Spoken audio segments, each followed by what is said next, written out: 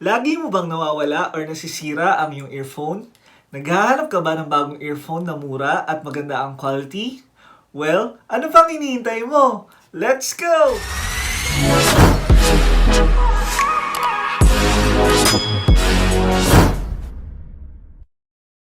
Hi guys! Welcome back to another video. By the way, ako po si Rich and welcome to my channel. For today's video, samahan niyo po ako as I unbox and give an honest review ng Xiaomi Mi In-Ear Headphones Basic. If you have seen my past video, kasama siya sa Shopee Tutu sale haul ko. If you haven't seen that video, please watch it as well. I bought some affordable stuff that I shared on that video. At isa ito sa mga yon. The original price of this earphone is 888 pesos, but it was going for 299 pesos during the Shopee Tutu sale.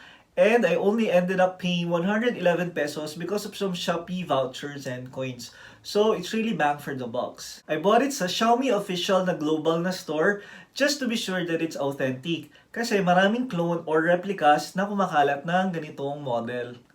And if you're wondering kung meron siyang warranty, unfortunately, ang Xiaomi ay hindi nag-offer ng global warranty. And since the Xiaomi official global store is in China, the warranty is valid there, but it's not valid sa local country mo. So if you want to have a warranty, then might as well bumili ka na lang sa Xiaomi na Philippines na store. As you can see, I bought the matte black color, but it comes in two other colors, which is the silver or white, and the blue, which is not a typical blue, but more on a Tiffany blue. Anyway, before anything else, let's do the unboxing!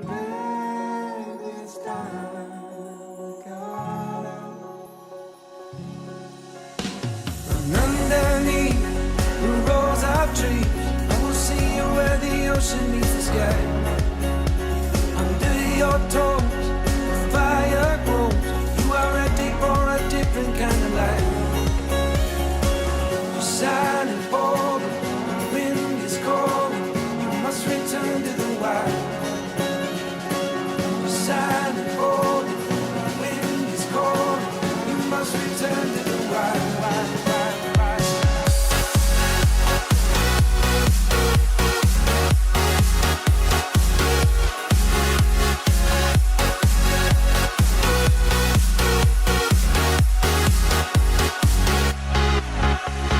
Follow me down, there's no one around. Lay back and take your socks and shoes right off. That natural light is so damn polite, can make you feel just like you were young again.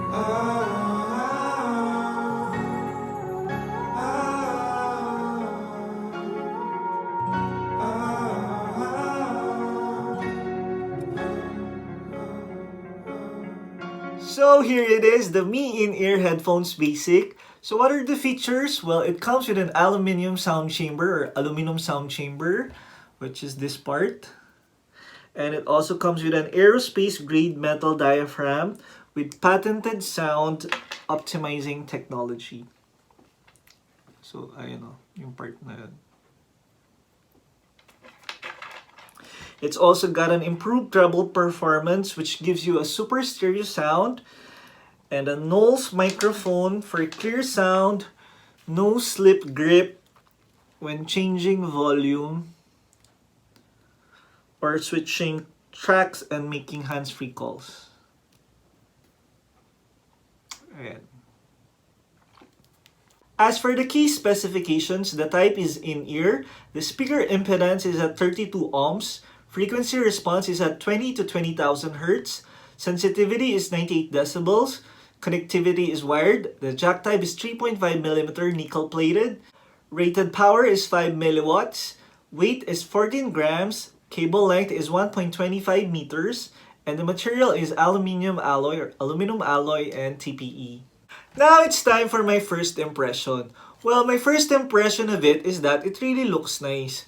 Obviously, I opted for matte black because alam naman natin, usually ang mga white na earphones, madali silang dumumi or naninilaw pa nga yung iba in the long run. And also, despite the metal diaphragm and the aluminum sound chamber, it's quite lightweight. So, it's very comfortable to wear. And I also like the fact na meron siyang kasamang 3 pairs na earbuds. It arrived with the medium-size earbuds na attached na sa mismong earphone. And you have the small and large size na spare earbuds. As for the length, I measured it against an original Apple earphone and a Samsung earphone. And lumalabas na yung Mi In-Ear na earphone ang pinakamahaba at 1.25 meters. The next one is the Samsung earphone and the shortest is the Apple earphone. Having said that, I noticed na yung Samsung earphone lang ang gold-plated. The Apple and the Mi In-Ear are both nickel-plated if I'm not mistaken. This is the Samsung earphone. I also noticed na walang pang-lock itong cable ng Mi In-Ear. This is the Apple earphone. Ito yung pang-lock niya dun sa face mo. And this is the Samsung earphone. Para if you're doing an exercise or any rugged activity, mas masisecure yung earphone.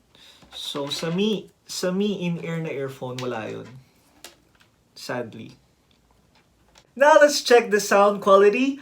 I will be testing it against an original Samsung and Apple earphone, so we'll have a basis. I'll also be using the same phone, which is my Poco X3, to play the same music with the same volume level to each of the earphones, so it's an even playing field. Let's get started!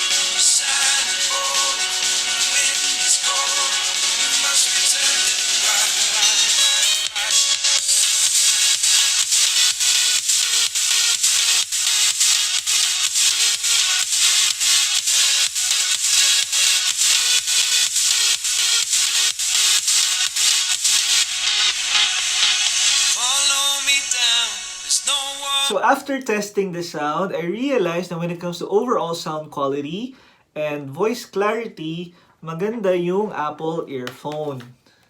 It's like maganda yung pagkaka-balance ng equalizer or ng stereo sound niya.